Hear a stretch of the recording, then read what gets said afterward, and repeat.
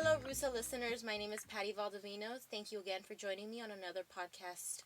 The IAMRUSA podcast series focuses on interacting with RUSA members to promote and discuss reference services, its role and what those mean for library patrons and librarians. Joining me today is David Murray, Humanities Librarian at the College of New Jersey, TCNJ, in Ewing, New Jersey.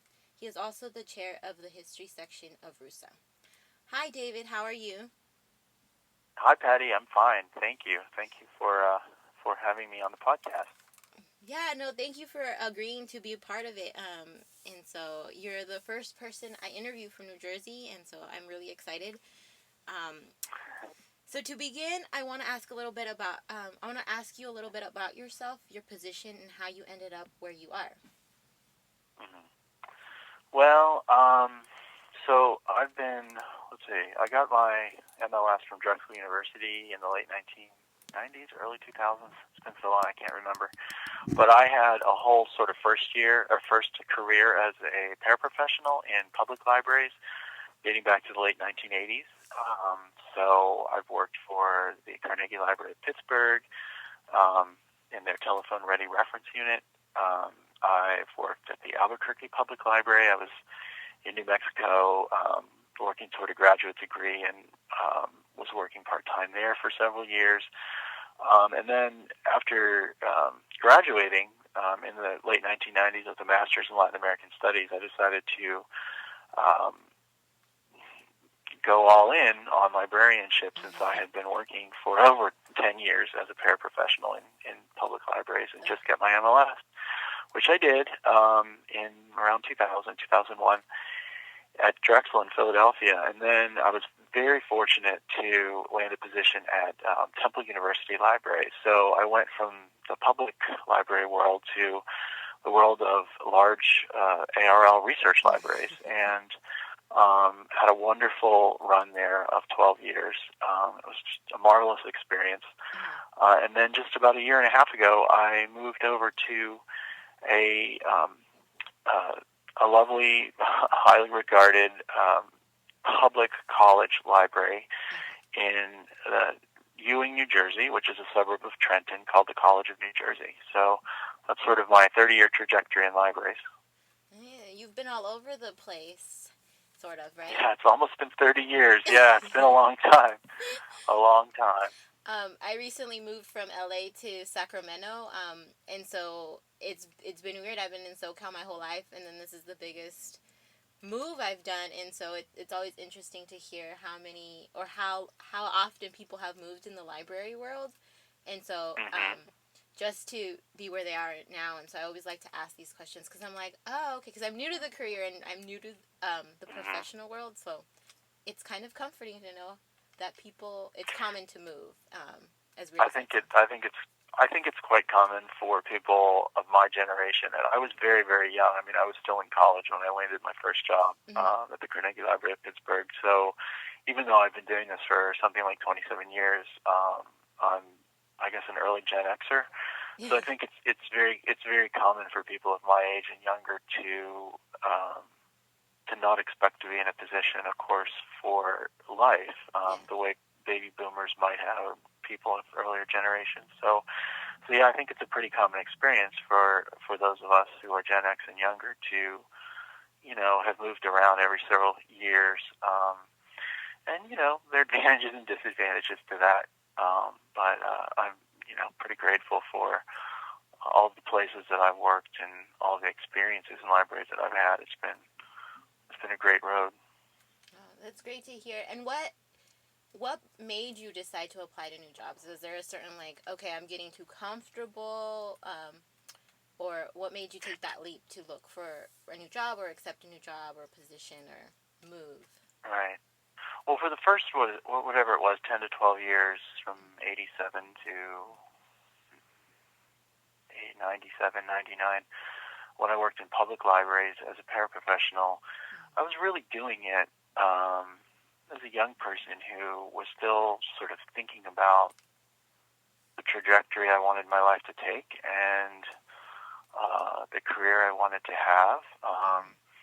For a long time, I harbored a notion of being a Mesoamerican art historian or maybe even archaeologist, and that's what I was studying at the University of New Mexico. So for that sort of initial period in libraries, I was working a job that I enjoyed very much, but that didn't necessarily expect to be in forever. So I was sort of moving around in service of my education and new experiences.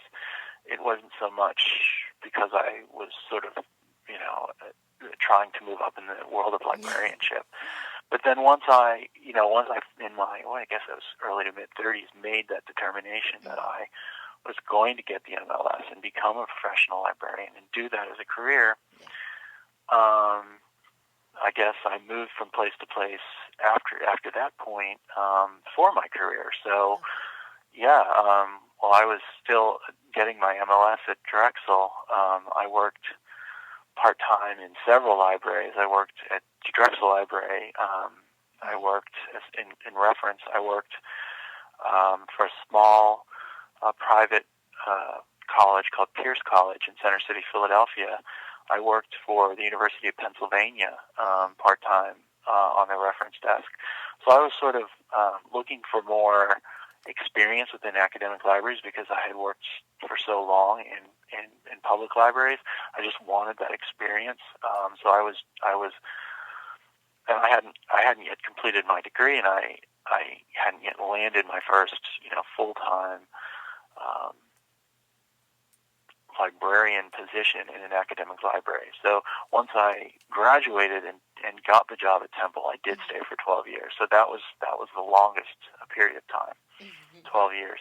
And then I guess the move here to TCNJ, partly I think it's what you said, Patty. After 10, 12 years, you are looking for new challenges. At Temple, librarians earn a status which parallels tenure called permanent or regular appointment, and I had earned my permanent appointment in 2008. I had placed a lot of sort of emphasis in my career at Temple on information literacy and the sort of intersection between subject specialization and information literacy, and one of the things and I wasn't really looking to move, to be honest, but a colleague showed me the job ad here at TCNJ, and when I read it, I felt like, wow, this really could provide me with an opportunity to sort of learn and grow in ways that I hadn't before.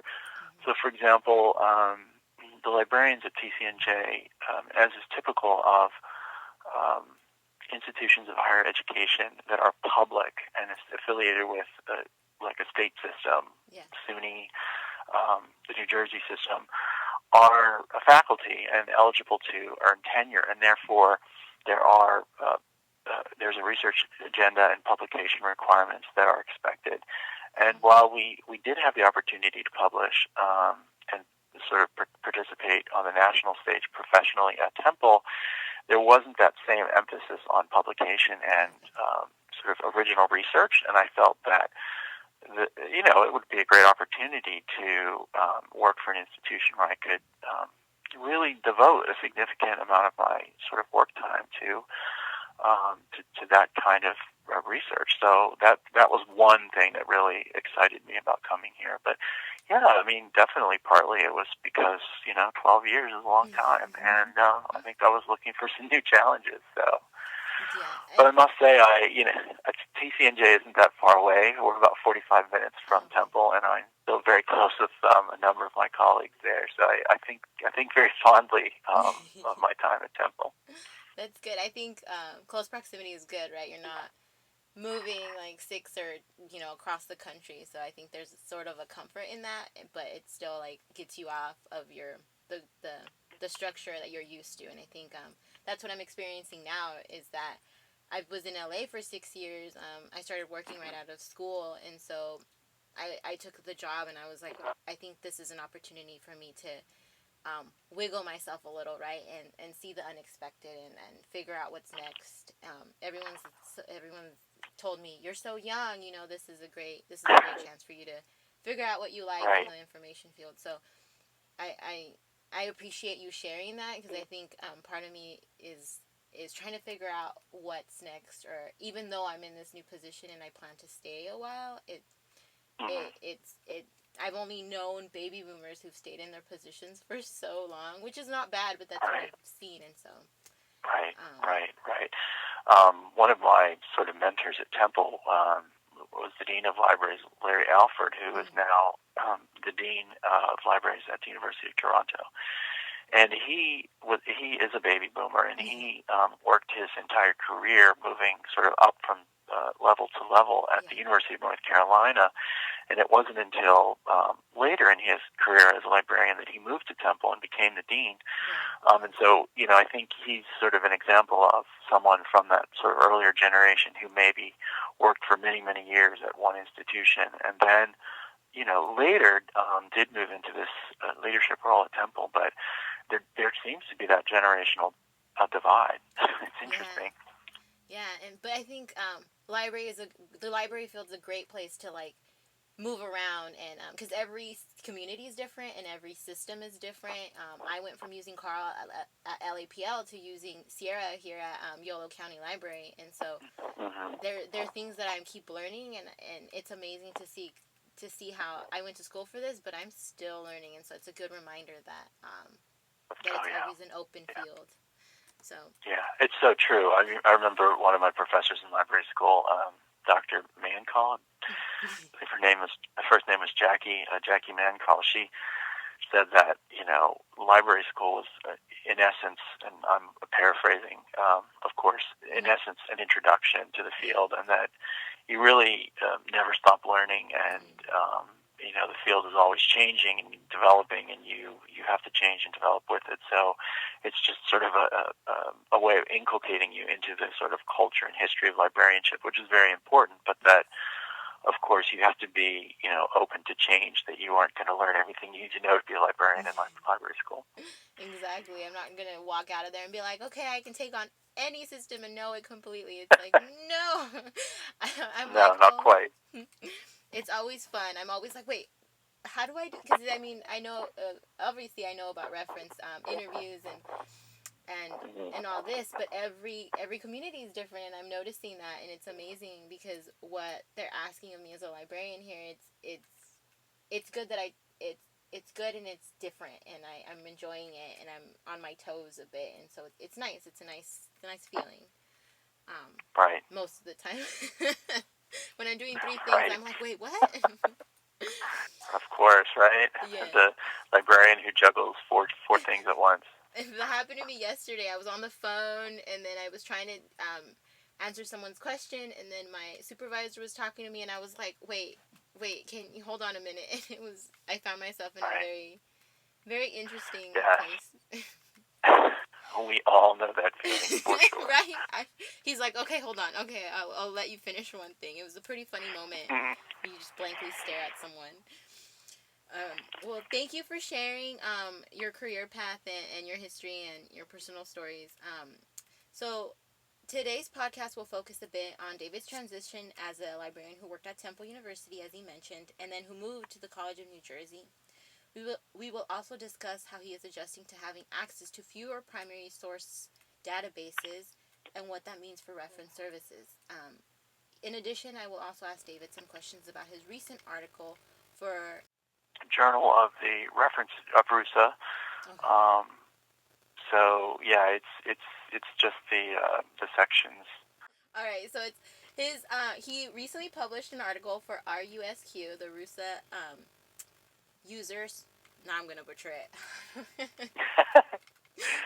Reference and User Services Quarterly. There you go, the Reference User Services Quarterly, and it's titled "A 30-Year Reflection on the Value of Reference." Okay. Can you share a bit about your transition? How was it? What helped you through the process? And do you have any advice for us? I guess what helped me in making the transition was, of course, the fact that I had so many years of experience working in different kinds of libraries. So, moving to a different ILS, a different OPAC interface, those types of things wasn't a huge shock for me. One of the things that really eased the transition for me was that I was able to pull across all of my Spring Share Live guides from Temple, or the ones that I was interested in saving anyway and adapting to my new library. And I had been the history and Spanish and Portuguese language and literature librarian at Temple. Those were my two subject areas.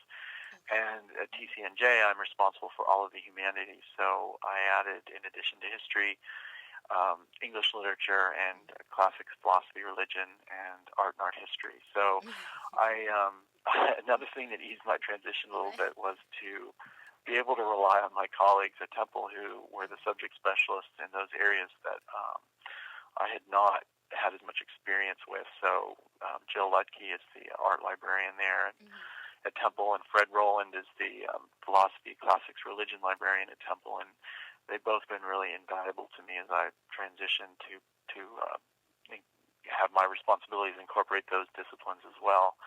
And then, of course, I've had excellent, and this you will see this sort of very typically in academic libraries. I've had excellent sort of mentors and colleagues, faculty, librarians here at the College of New Jersey who have helped me learn the culture of the institution and helped me understand the very complex tenure process here. So really those human assets, my colleagues definitely deserve a lot of credit in terms of helping me, to the extent that I have, make a successful transition to my new workplace. They say it takes a village, right? When you were talking, I was like, it really does take a village for us to navigate and network in that sense. So it was cool to hear. It's cool to hear that you were able to rely on absolutely on those from previous employment. I still talk to my past supervisors, and they're always able to provide extreme and insightful advice for anything. So but I've only dealt mostly with public libraries, and so it's cool to hear that in academic libraries it happens. I actually was considering academic libraries for a bit. I worked as an undergrad in the Chicano Studies Research Center library at UCLA. And so that opened the doors for academic libraries, and then so I wasn't sure for a bit. And so yeah. So what made you decide to do public? I wanted to deal more with families and children. Actually, my goal is to eventually become a children's librarian. But right now I'm an adult services librarian, and so I'm dealing a lot with hopefully going to deal a lot with families, which includes children. But I was a student I've been a student my whole life until now. Right. It's a whole new identity that it's pretty funny now that I'm not. But I think I think I realized in a moment, no offense to any adults, but I said, I think adults are a bit overrated because I deal with them so much. But they also need services, so I think this position is actually making me realize and swallow my own words about saying that and being like, there's not a lot of services for adults outside the academic field. And so I decided... I actually went to public because I wanted to work with youth and children's, and I don't tend to see that a lot within academic librarians and academic librarianship, unless they're touring the college and in that sense. So that's what made me. Right. No, I think that's true. Yeah. That is very true. But I was fortunate enough to see my supervisor at the librarian at the. We call it the CSRC, which is the Chicano Studies Research Center library. She was able to actually work with youth in the sense that they'd bring over Chicano Latino students from surrounding areas who were touring, and so that was really cool to see. And I think that opened my eyes to see that I did want to work with youth even more, or create a community space that the library provided us with as students outside of academia. So. There is a kind of diversity to working in public libraries and access to a sort of a more diverse patron base that I do miss. And I had the experience to work with very diverse student population and population of the faculty as well, diverse population of faculty at Temple. Temple is a large urban campus in Philadelphia, and it takes its mission of creating a diverse open campus very, very seriously. And so TCNJ does as well, but Temple is just an incredibly diverse place. So that was kind of another amazing part of working at Temple. That's good. It's I've moved from SoCal to NorCal, and the communities are different. And so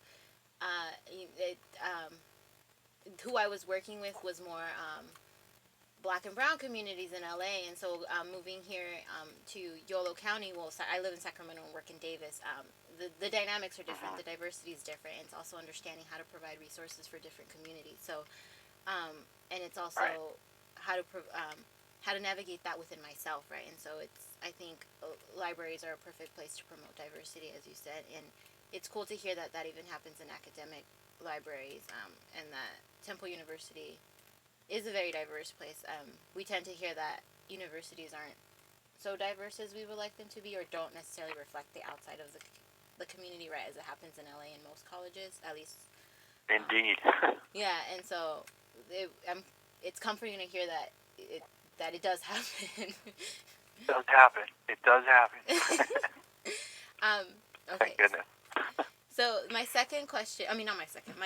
next question, let's not number them, is what has been the biggest difference for you in your new position in terms of reference services?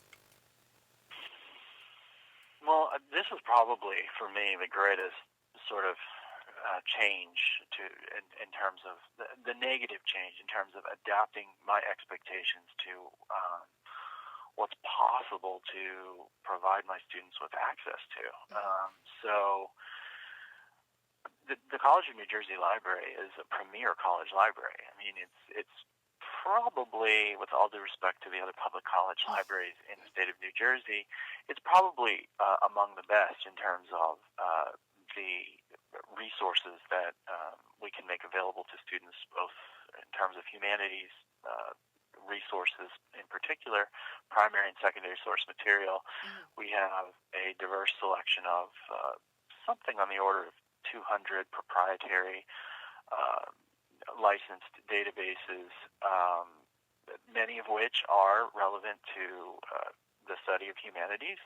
So, for example, we recently licensed early American newspapers, Redex's early American newspapers, and I was very happy to see that.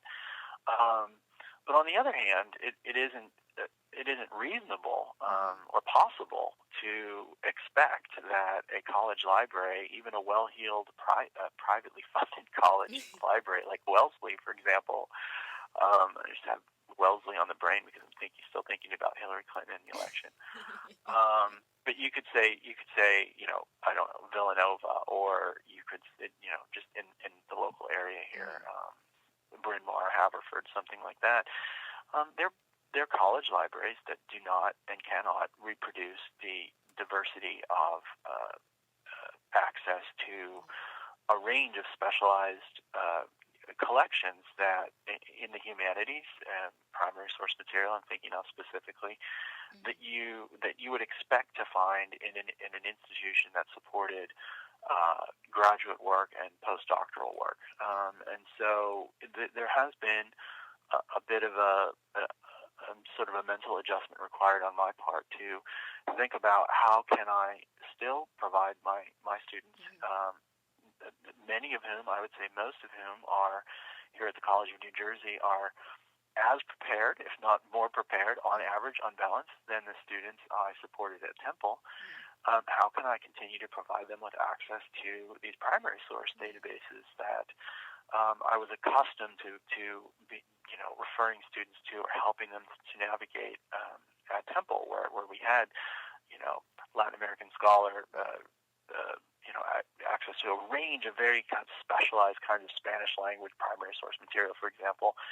And that's been my biggest challenge is thinking about how I can and provide the same level and depth of service to a history capstone student at the College of New Jersey in terms of source material, as I would at Temple, and I'm still working through that. Yeah. I think this shows the politics within the library field, right? Is how the price that we're putting a price on education, right? In a sense, because the prices of these databases, or how much access we're able to get because of the price, is outstanding to me as a student, and as someone who just graduated and doesn't have access to this anymore. Is how do we continue to grow and develop our education as quote unquote non-students, without these resources, right? And even when you are in academia, and then there's limitations even to that. It baffles me, that there's a certain privilege that you have to have access to certain types of material. And so this is a debate that I think has been going on for years and forever, and Right. I'm glad that we're discussing it, in the sense that, yeah, I think if the student is prepared, and we as librarians, how do we navigate that to provide them with more resources that are needed for them to continue empowering themselves, right? And Right. Exactly. I mean, I'm very, very grateful to the University of Michigan, which has provided at least access to the texts of early English books online, 18th century collections online, the TCP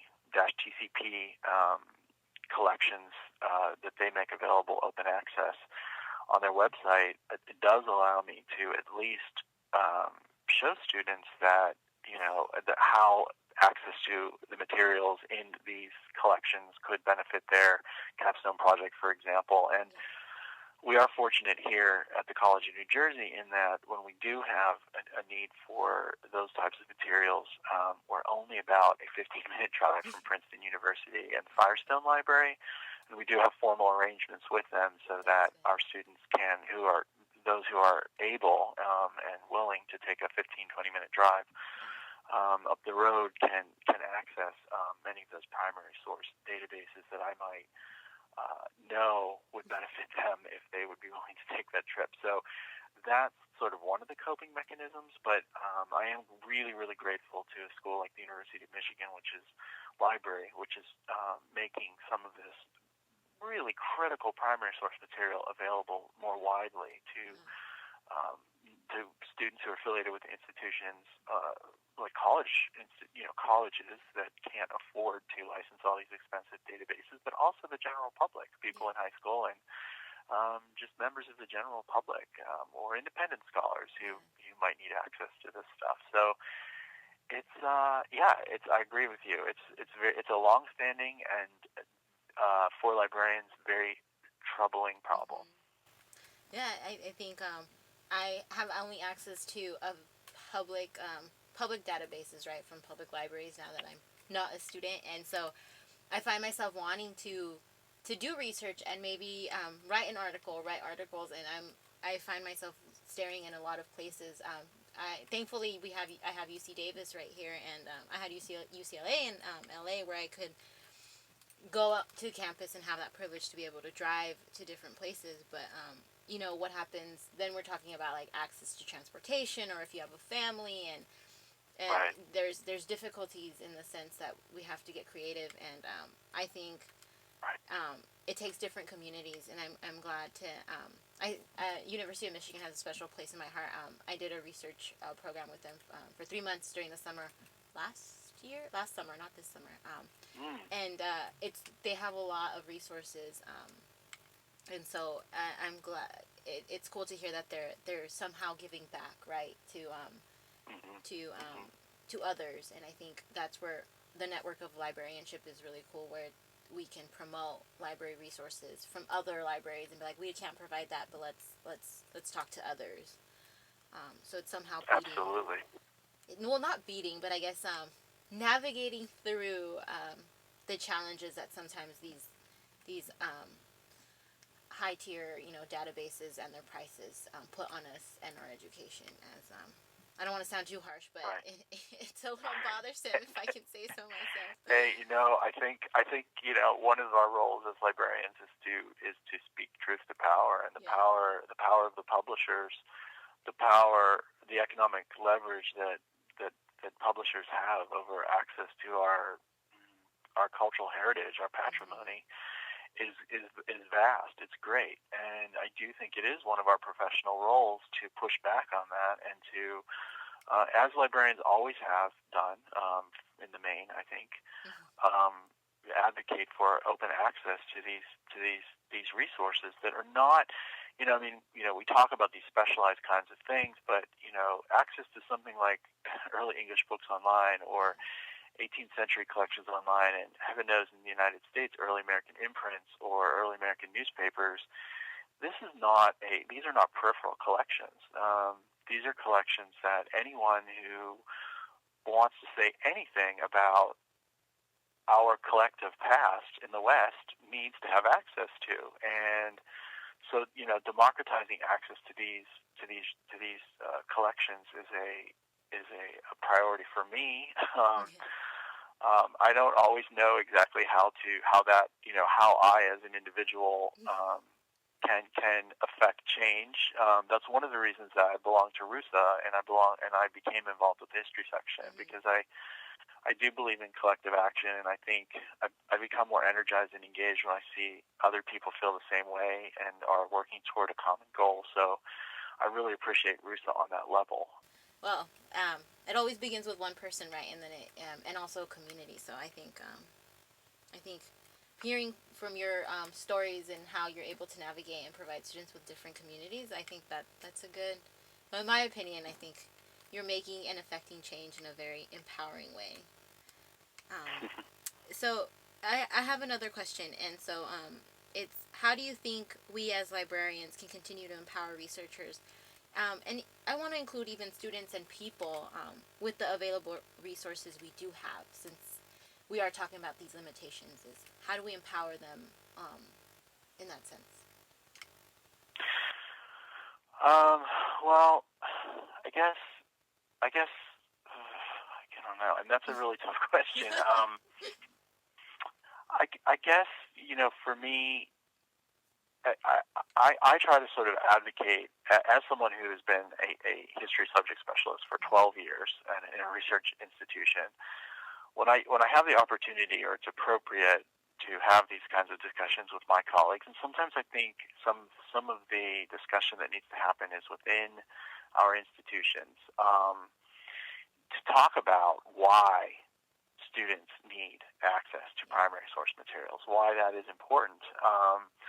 I think it's not hard to convince the students themselves who come to me for a research consultation, who are desperately hoping that I will be able to connect them with a useful primary source, that they need access to these kinds of things. But I think sometimes even within our community, in terms of library administrators who maybe their background might be in technical services, or it might be in acquisitions, or might not necessarily be in reference or subject specialization, to have these kinds of conversations with people in library and to be effective advocates for our students who need access to this material. And one of the ways that I do that, there's an analogy that I always use. It's in history, the primary source is the evidence. It's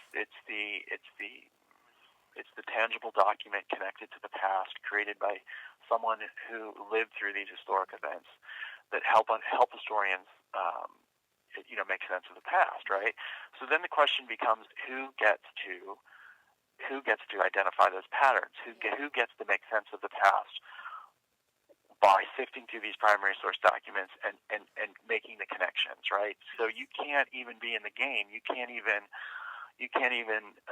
begin to be a person who is interpreting or filtering the past, or making these kinds of judgments about that, or answering the kinds of questions that historians would ask about the past without access to the primary source material. So that's really, really important. So if the only people who have access to the evidence upon which these arguments are made are people at well-heeled or research institutions, then by definition, if you look at the demographics of the people who attend those institutions, we're locking out a significant number of people in our society from even participating in that process. So the analogy that I use from my own experience studying ancient Mesoamerica is that, since history is a pattern identification game, think about the ways in which different cultures have created different constellations from the same star pattern. So everyone in the world has looked up at the stars. All these cultures, through times, through different place and times, have looked up at the stars and said it created these different constellations based on their own. If they've seen patterns in these random star fields, right? Yeah.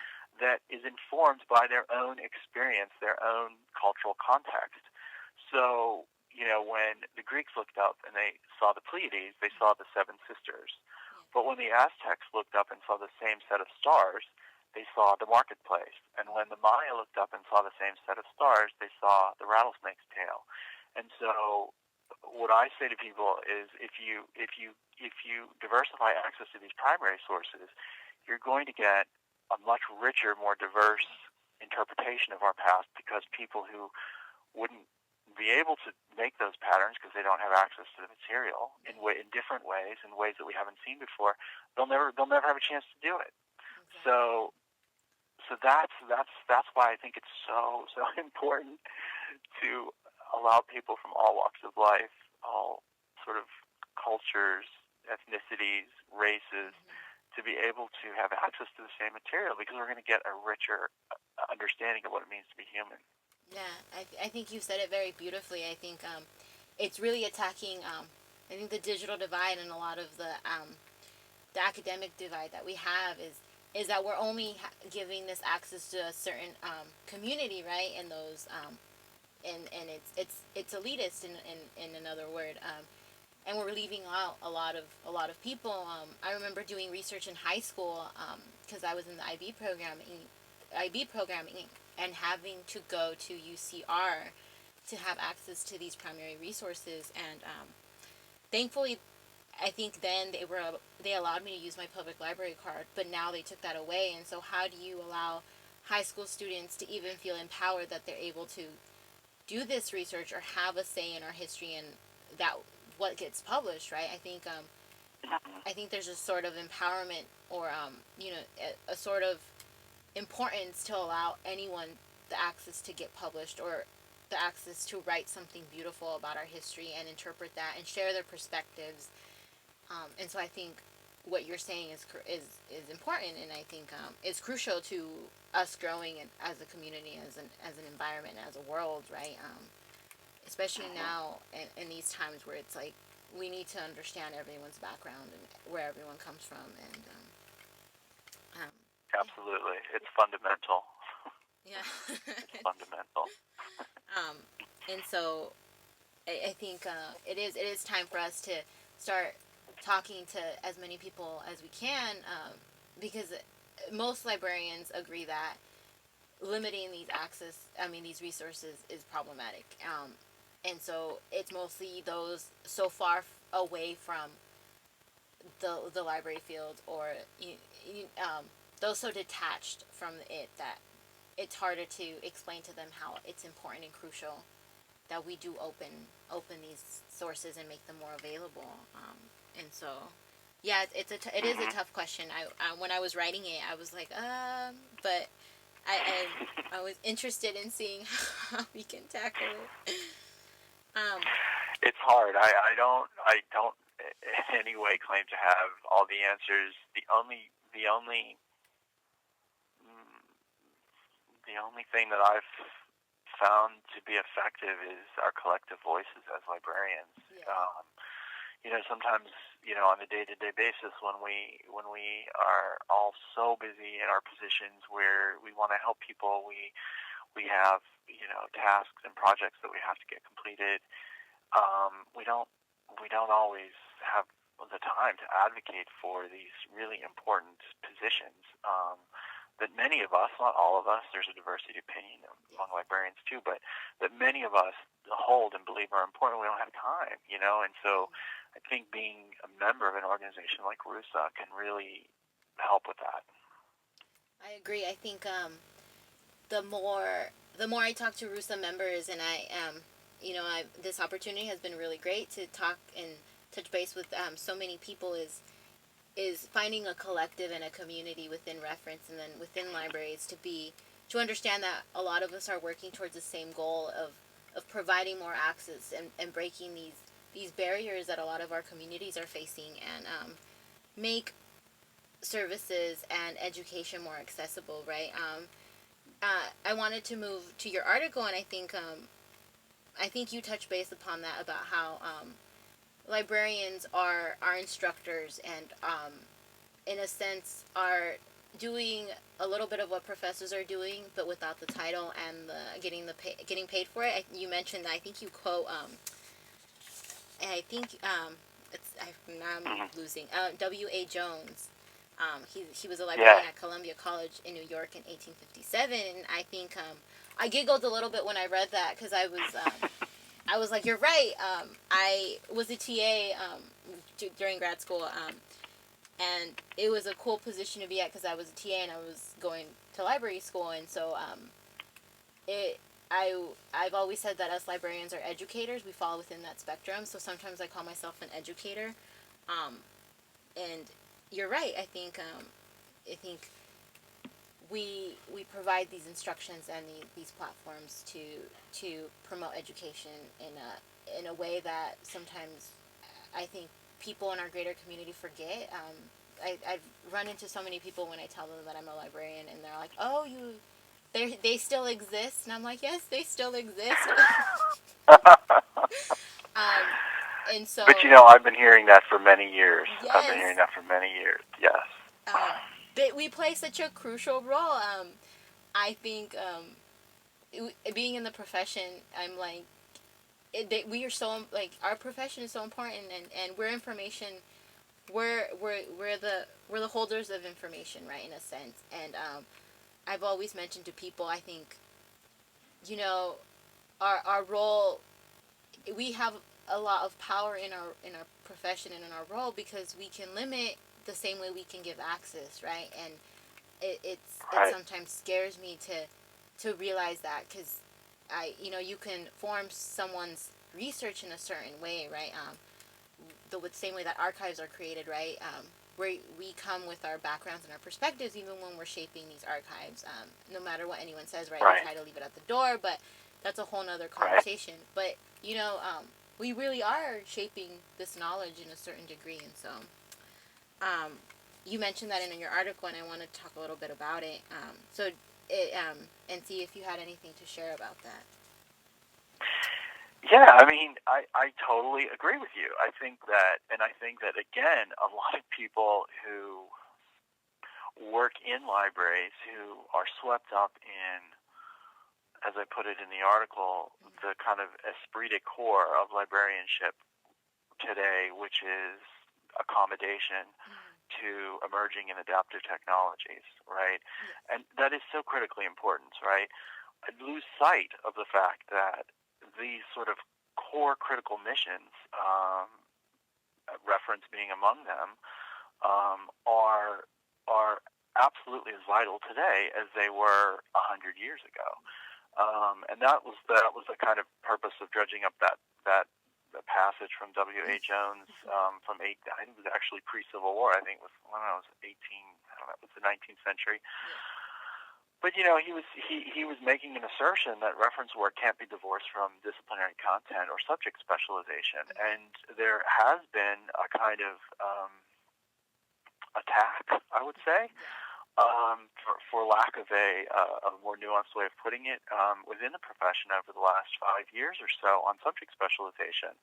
And a desire on the part of many, not all, but many administrators to see librarians as functional specialists rather than subject specialists. But the reality is that, and those of us who do reference, or who are information literacy librarians, or who are instructors, who are public services librarians, understand, because we have many years of experience working with students that they really appreciate this role of librarian as instructor, as mediator, as mentor, as teacher. And and that's exactly what Jones was saying. He was saying that that the business of the librarian is not just to suggest a plan of reading or to hand someone a book, but to actually discuss in a meaningful way the subject. So the value add of the librarian is to contextualize information for a particular audience or audiences. So, librarians may or may not be subject experts, and many of us are. Many of us do have graduate degrees in a particular discipline, but it's that deep knowledge of the collection and how to leverage it, vis-a-vis the specific information need of the individual, that it's why patrons appreciate those interactions. And we see over and over and over again how deeply grateful patrons are for that kind of thing. And, nothing that I've seen in the last 10 or 20 years, or 25 years even, has really changed that fundamental equation. Students still come to me seeking that intermediation between what they're looking for and what their research need is. And it's not just a matter of handing it over to them, but having a meaningful discussion about the subject, the topic that they're trying to research. And that's a critical role that has not gone away. Yeah, I think in a sense we help them, or we work with them to even narrow their question down, or try to really hone down on what they're trying to ask. I had a few experiences such as those as an undergrad when I was working at the CSRC, and I really was able to understand how important it is to narrow down a question that a student has, and how meaningful the librarian role is within academia, right? Because we come in with such a lot of interest, and having these conversations with librarians is super helpful. And I think we are mentors in that sense, that being in a mentorship that lasts an hour, a week, a month, a year. And so I think our right. We play a vital role in our education. And so I think I just don't see it changing unless from a financial perspective, that higher education is sort of corporatized, and arguments are made that that the university simply cannot afford to provide these services, which is an argument that some people make, and that may or may not be a legitimate argument. I happen to think that it's not, but that's an argument that some people can make. The point I wanted to make in the article was simply to disconnect those kinds of arguments or questions about the tools or the specific modalities of reference from the inherent value of reference. So I wanted to disconnect the argument about, which again has been going on for, I swear, as long as I've been working in libraries, the value of the reference desk versus other modalities that would nevertheless allow that relationship that I was talking about earlier between the patron and the librarian to be maintained. In-depth research consultations in breakout spaces or librarians' offices, or virtual reference, or Skype, or whatever the medium is, whether it's a traditional reference desk or not. That sort of the inherent value of reference remains, and it remains a kind of a core pillar of what we do in academic libraries. That was the point I was trying to make in the article. Yeah, and then talking to you about that, you also mentioned a really, I think, in my opinion, an important question that really gets asked, and this is in the beginning of the article, and you again say that you want to focus on a different question, that being setting aside these other arguments that are always being argued, and you ask the question, what would library users lose if reference services disappeared? And so that question really made me stop and take a moment and reflect about reference services and what they actually mean to people, the world, and our education, because it sets aside all other topics and focuses on the power and significance of reference, as we talked about before. So, what made you think about asking this question? I know you touched a little bit about that previously, but so what does Well, what would losing reference mean for our world essentially? I guess what prompted me to think about that, and it was really, I mean, it was a report that I read that I mentioned in the article by two deans, Jagodzinski and Williams at ARL institutions, I believe in the Midwest. I think, I'm sorry, I should know where they work. One was, I think one of them is at Minnesota, but in any case, they are they they published a very influential report that documented some changes in the nature of reference and subject specialization and liaison roles at some ARL libraries in particular. Not all, but some ARL libraries. And they had I mean, it was an excellent report that documented some, I think, some authentic trends, but I thought that it was a fairly radical vision that they were presenting, and the thing that I took exception with, and this is not what the entire report was about, but the thing that I took exception with was a perspective on reference that saw it as librarian-centered rather than user-centered. Yeah. And so I wanted to, that's what sort of prompted me to write about the value of reference, disconnected from questions of can we afford it, or what is the right modality, or, all of these other kind of distractions. The authors of the report seem to think that, I don't know, that, that reference was somehow creating lib guides or research guides, or which are really, in essence, up-to-date versions of classic pathfinders that we've been using for decades, right? That somehow just sort of publishing these guides was going to allow students to, the vast majority of students to meet their research needs in college. And to me, that's sort of analogous to saying, well, I'm going to make, as a professor, the syllabus available, and I'm going to make all the readings available, and then, I might give you some discussion questions, and then, go off, do it on your own, and now you have a graduate degree, an undergraduate degree. It's very analogous to that. I mean, on one level, yes, people will be getting something out of the guides, people will be getting something out of doing the class readings, but it's that sort of engagement with a human being that provides the value add, right? And it's not minor, it's actually where the learning is happening, and people are thinking through the problem in a different way than they would if they weren't communicating with a human being.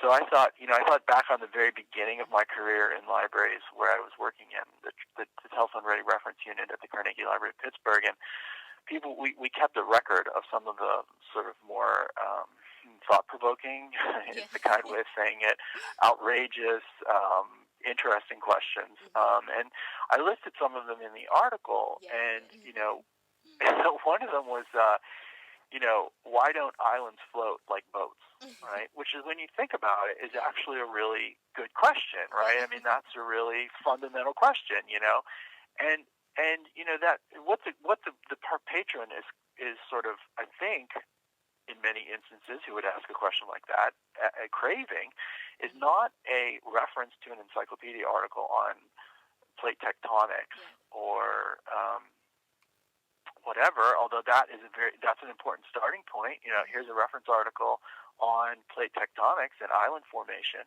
What they're really, really asking for is for someone to contextualize that question, and they're asking, they want to participate in many cases in a discussion with someone who can act as that mediator, that bridge between the information that they're trying to find and their question. So it really is like the 19th century the librarian was saying. It really is a kind of a teaching role. It really is a role that's analogous to that of a professor in many, many ways. Yeah, and I think it scares me to know that people are trying to take away these services, or that people think they're disappearing, or because I used them a lot as a student, and I can never think. It baffles me to imagine how it would be if I didn't have that mentorship, or that ability to walk into my library and ask a librarian, this is what this is saying, but I don't know if I'm grasping what this is, or if this will even answer my question. Because sometimes going to your professor, it is a little intimidating, and so we need different outlets other than just going to a professor. And I was able to understand that as a TA, is that some students just feel more comfortable talking to others, that being a librarian, which I always promoted, or me as their TA. And so I think we are allowing navigation and for students. And I would never, I don't know how it would feel if it disappeared. And I think a lot of people have been trying to say that reference services is disappearing, or that we need to deprofessionalize it, or that it's not needed anymore. And I think it angers me to hear that sometimes. And so I'm glad that we're having this conversation. To be honest with you, Patty, I'm really grateful to hear a young person who is a relatively recent graduate of library school saying that. And I certainly do not want to present myself in any way, shape, or form as a Luddite. I am and have always been very sort of tech savvy and interested in the application of technology to the delivery of reference services. It's just, for me, not a zero-sum game. It's not an either-or thing. It's a kind of thing where we need to explore. We need to continue with what has worked for us so well, while exploring new ways of delivering services that employ technology. Of course, we need to do that. Yeah, I think I think reference is changing, and I'm for it, and but it's also understanding what is working and how to keep that, because of I think what people have access to, right, is some people might not have a computer to be able to do virtual online referencing, or someone might not have enough minutes on their phone to call up and talk for hours on the phone with the librarian. Yeah. And so thank you. Yeah. That was a point I made in the article, right? You did mention that, and unfortunately we're running a little bit out of time, but that was one of the questions I also wanted to ask. Well, you mentioned about the digital divide, and I think we have a lot of divides, and it's also understanding how, as you mentioned, is okay. So let's not forget about certain communities. And I think that's important for us to understand, is that technology and the World Wide Web, we're so accustomed to it now. Well, some of us are, right? But some of us aren't. And I think it's remembering that as reference services, as reference librarians, or librarians and educators, it's very important, because we have to stop assuming that everyone's on the same level as us and everyone has access to these resources, because that's not necessarily always the truth. And so, absolutely. I think you're right. Sometimes, but even and even thinking about who has access to drive to the library or transportation, right, is and so this is where we have to even get more creative, right? Because sometimes some people are homebound, and how do we provide resources to them if they don't have a computer, transportation, or a phone, right? And so, because we don't want to leave any member of our community out, so it's even thinking for sure about that. But absolutely. I did want to ask one question that I think is really important, and that is, what do we tell those who think reference is disappearing? How do we rebuttal this? Well, I think read my article. Yes, read it. It was really that would be one recommendation I would have for someone who said that reference is disappearing. But a reference is evolving, and reference has been evolving. I think that as a core pillar of library services in the last 100 years, I think that we need to think very long and very, very hard about potentially abandoning what has worked for us so well, what has added so much value and meaning for our patrons over many, many, many decades. And I think the librarians, are the inheritors of a great progressive era tradition that is similar to, or that is a part of, the this sort of movement in the 19th and early 20th century toward literacy and toward the professionalization of the education field, trying to, so imperfectly, right? So imperfectly, because this is America, and we have our longstanding issues around race in this country. Yes. But nonetheless, we are the inheritors of a tradition that goes back 100 years that I think is well worth preserving. And I would just say, before you quote-unquote abandon reference or assume that reference is disappearing or that service is no longer a needed one, think a little bit about how much good reference is done for people for many, many years, and think about how maybe we can adapt to the changes that are occurring in libraries without throwing out or getting rid of what has worked so well for our patrons for so long. Yeah, I think it's always remembering those before and who will come who came after us and who will come before us, and how we don't want to limit them right. To anything. Well, thank you. My last question is, do you have any advice for those contemplating RUSA membership? Yeah, I would say do it. I think, we talked about some of the benefits already of RUSA membership. Another one that maybe for me has been the most valuable is the networking, and the sort of the professional mentorships and the personal friendships that I've developed with people in the history section over a period of now about 10 years has been a highlight of my career as a librarian. And it's really great to know that I have a network beyond my institution of, accomplished professionals that I can turn to when I have a question, or if I'm confused about something, I know that I can turn to them, and I really appreciate that. So I think one of the core reasons for joining RUSA is for that kind of fellowship and mentorship and collegiality that you get out of interacting with people at a professional level beyond your own institution. Yeah, I have to agree with you there. I've learned so much from all these interviews, and just being able to be a part of RUSA. It's honestly been a privilege to hear so many from so many people, and from so many different backgrounds and positions, and the world keeps growing, and I'm glad to be a part of such a beautiful network such as that. Is to hear that we're all trying to fight for this common goal, and so thank you for that. Do you have any questions for me before we end the podcast? Well, I guess I would, as a young librarian, as somebody who's new to the profession, you talked a little bit about your sort of career choice, public versus academic, and that adult services versus children's services. I'm just wondering, as someone who is new to the profession, like, what did you know that you always wanted to be a librarian, or what brought you to librarianship in the first place? It's a fun.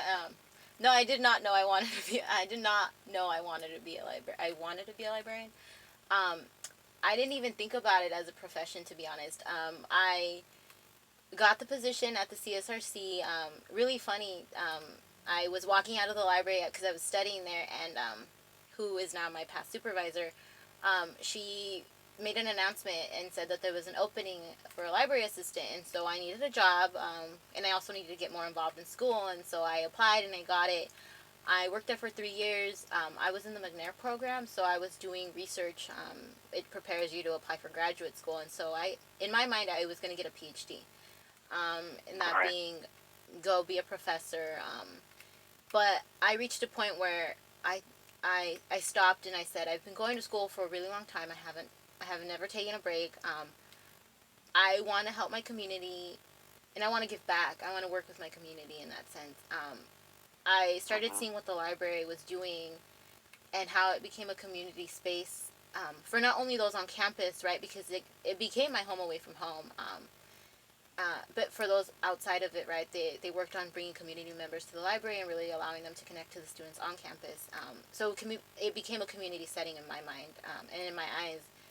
And so I when I wanted to apply for grad school and get my master's, I decided that maybe a PhD wasn't right for me at the moment.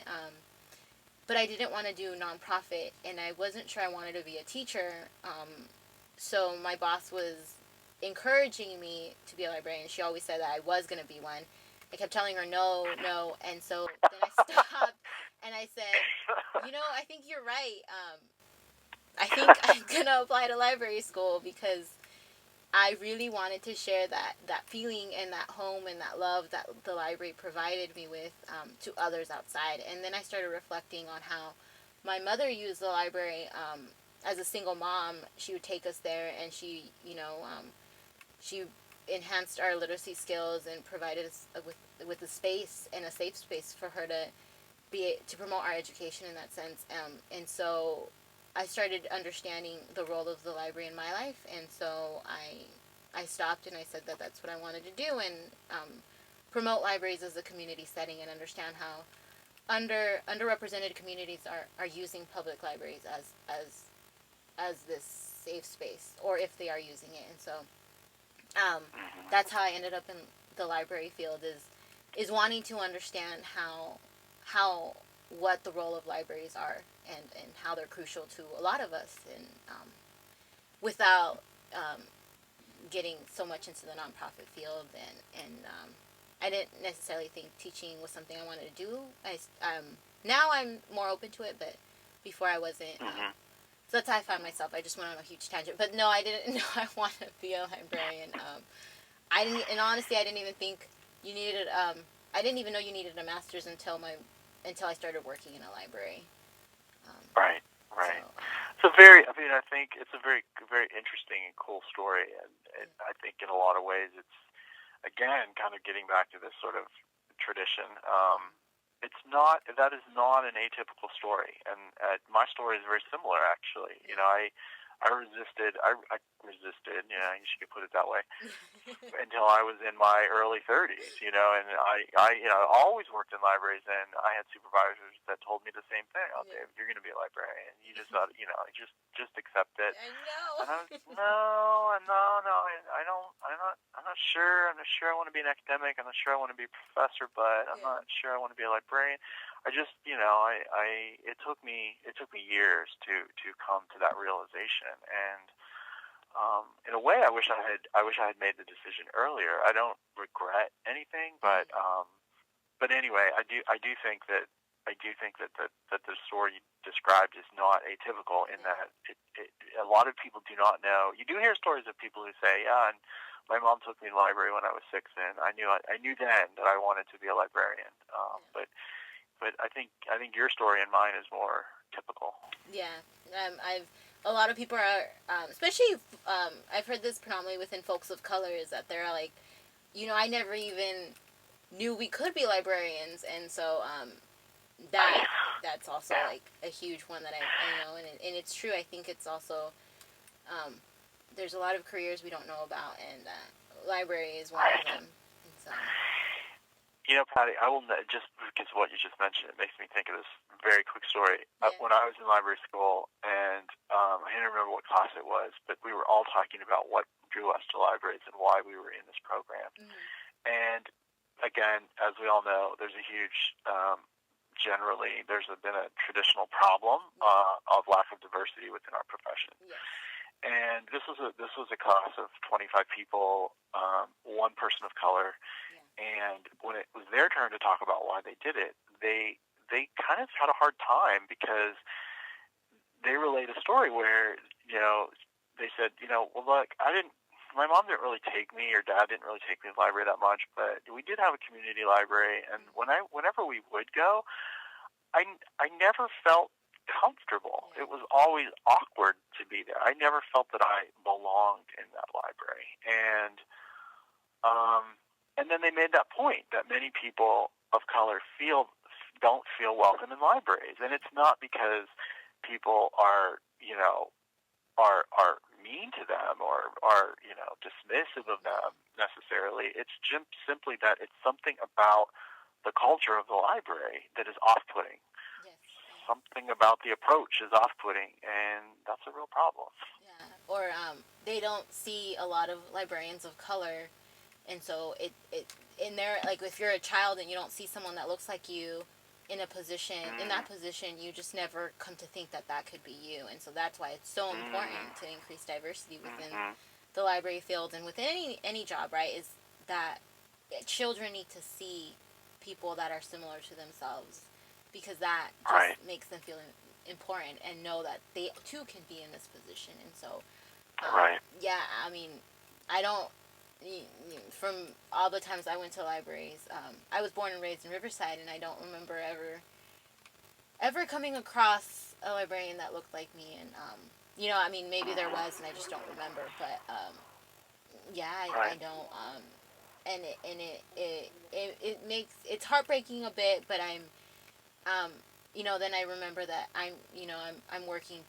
I'm in this position, and I'm in this position for a reason, and so I always continuously work to continue to be conscious, right? When I was a TA, I always told my students, you can never be fully conscious. You continue to work to be conscious, and that includes understanding different perspectives, understanding your privileges, understanding how moving away and trying to go back to your community is different. You're a different person, so you can't expect people to just welcome you with open arms, and so it's continuously working to improve yourselves to become a better person and a more understanding one. But yeah, I think there definitely needs to there's work to be done, and we're continuously hoping to improve of it. But yeah. For sure. Thank you for sharing that story. I appreciated hearing that. Thank you for asking. I think I've been asked this question, and everyone's like, "Did you want to be a librarian?" And I was like, I giggle every time, but I'm like, no, I didn't. Well, thank you so much, David, for being a part. I know I took a little bit more than an hour for the interview, but I hope you enjoyed it, and thank you everyone for listening, and